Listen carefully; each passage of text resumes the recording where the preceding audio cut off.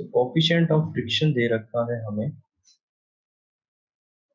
इस दो ब्लॉक्स के सरफेस के बीच, जो कि है 0.2, और ग्राउंड और ब्लॉक के बीच में दे रखा है 0.1।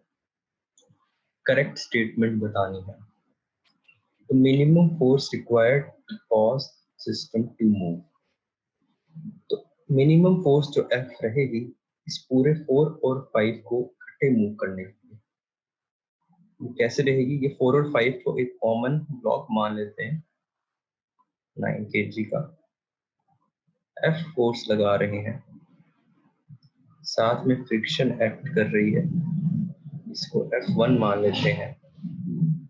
तो F1 जो लिमिटिंग फ्रिक्शन F1 रहेगी वो होगी 0.1 इंटू 9 इंटू जी। F1 होगी 9 न्यूटन से इक्वल। तो जब हम F फोर्स को 9 न्यूटन से ज्यादा बढ़ा देंगे तब ये सिस्टम मूव करने लग जाएगा। तो 17 नहीं 9 न्यूटन चाहिए, तो पहला ऑप्शन गलत है। When force is 4 Newton, static friction at all surfaces is 4 Newton to keep the system at rest. So अगर इस ऑप्शन में देखें, ये है 4 न्यूटन की फोर्स लग रही है, F1 इधर एक्ट कर रही होगी और एक F2 होगी, दूसरा ब्लॉक है इसके बीच में होगी। अब मान लेते हैं कि जब 4 न्यूटन लग रही है तो लिमिटिंग फ्रिक्शन तो इस पूरे सिस्टम के लिए 9 न्यूटन है। तो 9 न्यूटन मिनिमम फोर्स चाहिए इसको मूव करने के लिए। 4 न्यूटन इज लेस, तो फ्रिक्शन अपने आप को एडजस्ट कर लेगी 4 न्यूटन के हिसाब से सच दैट कि ये रेस्ट करे। तो ग्राउंड और इस ब्लॉक के बीच, क्यू ब्लॉक के बीच तो रहेगी 4 न्यूटन।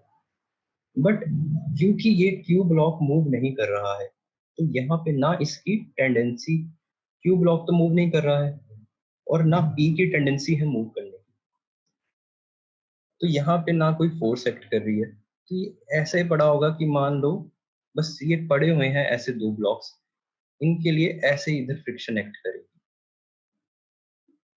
जो कि 0 के इक्वल होगी।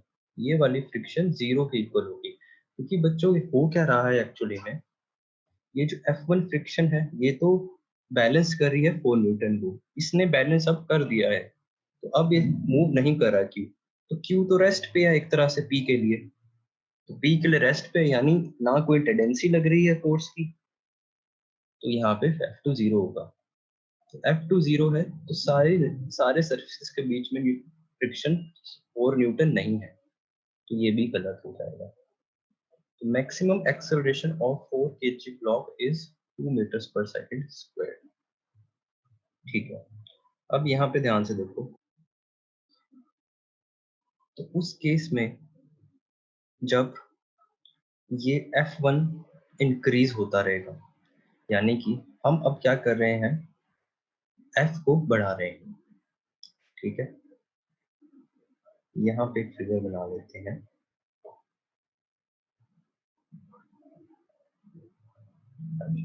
तो ये है Q और ये है P। मैं क्या कर रहा हूँ, F को बढ़ा रहा हूँ। एक टाइम पे क्या होगा कि ये जो फोर्स होगी F, ये इतनी बढ़ जाएगी कि ये मूव करने लग जाएगा, तो ये यानी 9 न्यूटन को सरपास कर जाएगी। ठीक है, तो ये सिस्टम कॉमन मूव करता रहेगा करता रहेगा। ठीक है, तो एक फ्रिक्शन F1 यहाँ एक्ट कर रही है उस टाइम पे, दूसरा इसी ब्लॉक को पीछे की तरफ फ्रिक्शन लग रही होगी, एंड ऊपर वाले ब्लॉक को यानी P ब्लॉक को लग रही होगी आगे की तरफ, ऑपोजिट डायरेक्शन में F2 लग रही होगी। तो ये मूव कर रहा होगा, ये कॉमन एक्सेलरेशन से मूव कर रहा होगा। अभी F2 जो है वो लेस है। पहले हम ये F2 की लिमिटिंग वैल्यू अगर फाइंड करें तो ये होगी म्यू इंटू mg। तो म्यू है 0.2, m है 4 और g है 10, 8 न्यूटन। तो जब ये लिमिटिंग फ्रिक्शन F की वैल्यू जैसे जैसे फोर्स इंक्रीज करेंगे, इस लिमिटिंग F2 की वैल्यू 8 न्यूटन को पास कर जाएगी। ठीक है, अब इसको ये पास कर गई है, तो जब ये इसको पास करने लग जाएगी, इसके बाद क्या होगा? इसके बाद इसको बैकवर्ड फोर्स लगनी शुरू हो जाएगी। क्यों? क्योंकि अब इसको ध्यान से देखें तो सूडो फोर्स एक्ट कर रही होगी इस डायरेक्शन में, क्योंकि ये क्यू ब्लॉक मूव कर रहा है तो सूडो फोर्स पीछे की तरफ लग रही होगी। अब ये F2 इनफ नहीं होगी इस सूडो फोर्स को संभाल ले, बैलेंस करे। तो जस्ट व्हेन की ये सूडो फोर्स लगने वाली होगी, उससे जस्ट पहले सिर्फ फ्रिक्शनल फोर्स की वजह से ये ब्लॉक मूव कर रहा होगा कॉमन एक्सेलरेशन के लिए, तो ये हो जाएगा मास इनटू एक्सेलरेशन। ठीक है, तो ये इस तरफ मूव कर रहा होगा।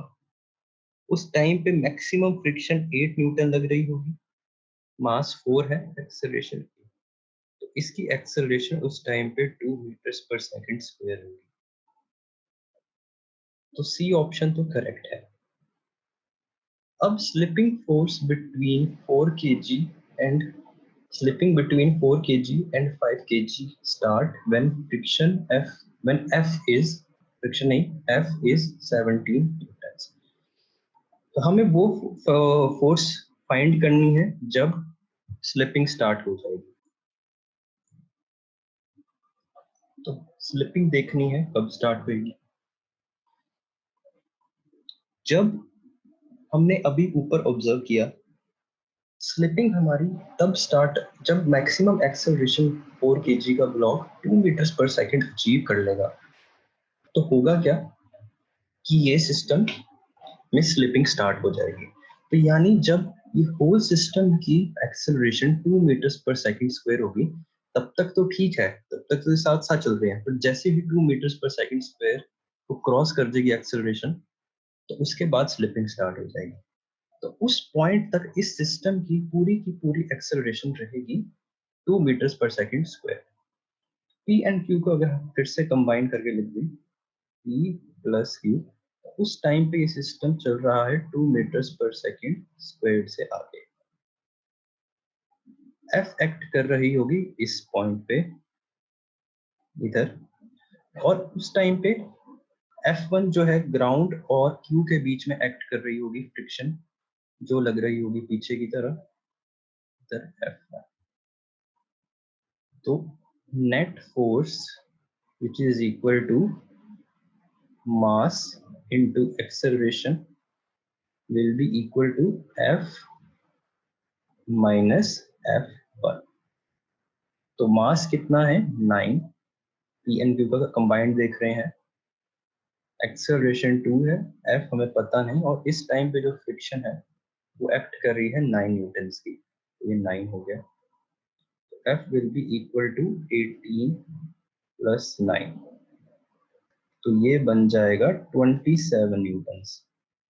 तो स्लिपिंग तब स्टार्ट होगी जब ये फोर्स की वैल्यू 27 न्यूटन होगी, ना कि 17 न्यूटन। तो ये ऑप्शन भी गलत है, तो C option is our answer.